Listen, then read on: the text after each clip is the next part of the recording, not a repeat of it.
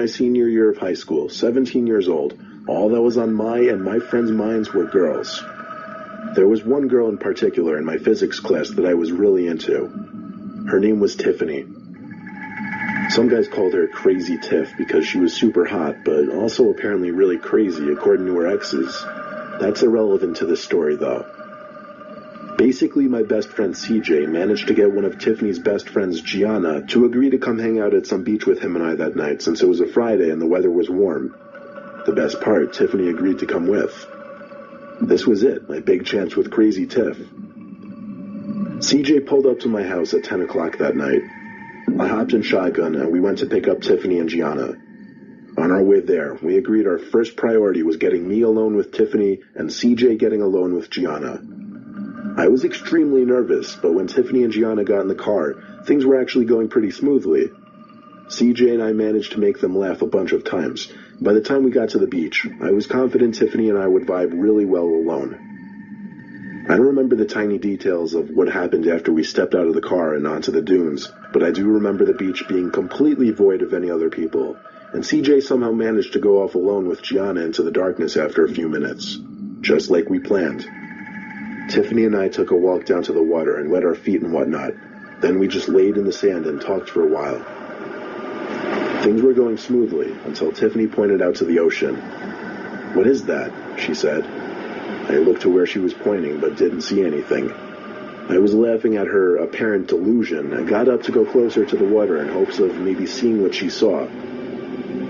My feet touched the cold water, and that's when I was close enough to see it.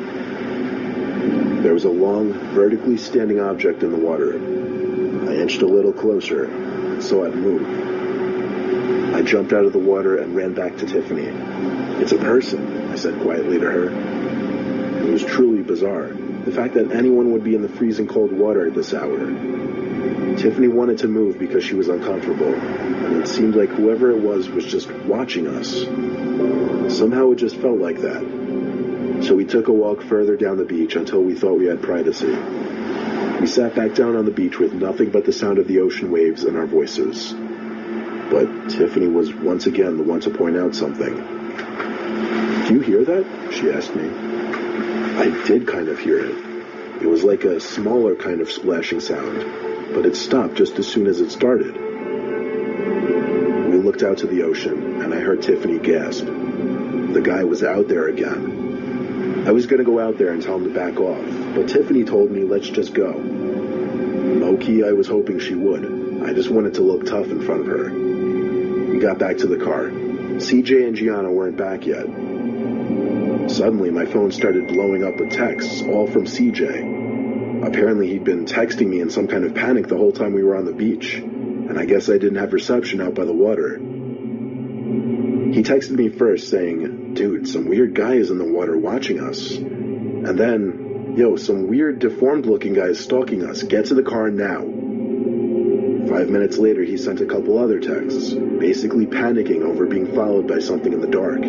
Keyword something, not someone, something. His second to last text said he was coming to look for us and to answer when I got this. His last text was, "We're on our way back to the car now, get there."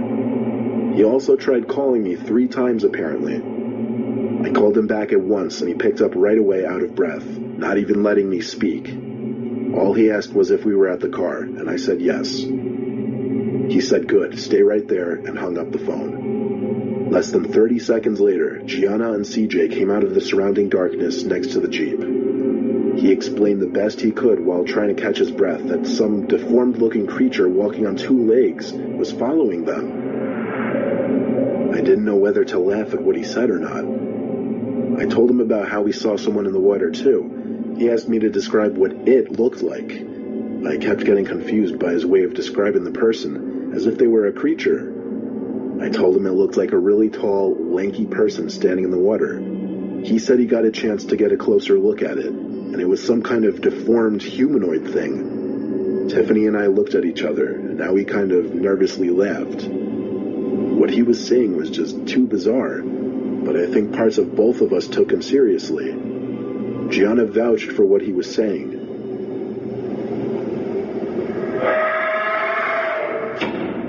That scream made us all jump into the car. It was some kind of half-human, half-demonic kind of screaming. I can't describe it. You just have to hear it. Needless to say, we were all frantic in the car, asking CJ questions mainly. But closer to the end of the ride, we all grew silent. I guess we were all just lost in our thoughts about what just happened.